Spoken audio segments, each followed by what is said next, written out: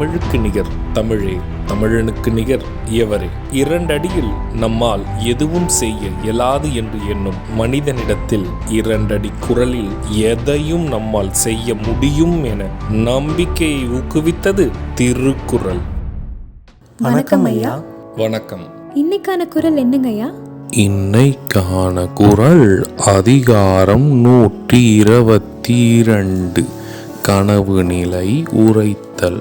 குறள் எண் 1212.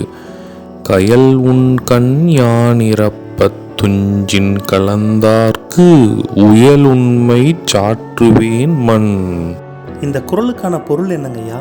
இதற்கான பொருள், நான் நினைக்கிறபடி என் கண்கள் தூங்க முடியுமானால் அப்படி தூங்குகையில் காணுகின்ற கனவில் வரும் என் காதலரிடம் நான் படுத்துன்பத்தை எடுத்து சொல்வேன்.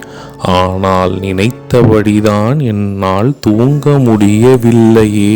இதுக்கு ஒரு சின்ன உதாரணம் சொல்றீங்களா? இதற்கான உதாரணம், நான் நினைக்கும் பொழுது நான் தூங்கினால் என் கனவில் வரும் காதலரிடம் நான் அவரை காண முடியாமல் படும் துன்பத்தை கூறுவேன். ஆனால் என்னவோ தெரியவில்லை, என்னால் நினைத்தபடி தூங்க முடியவில்லை. நான் சொன்ன குறளும் அதோட விளக்கமும் உங்களுக்கு பயனுள்ளதா இருந்ததா?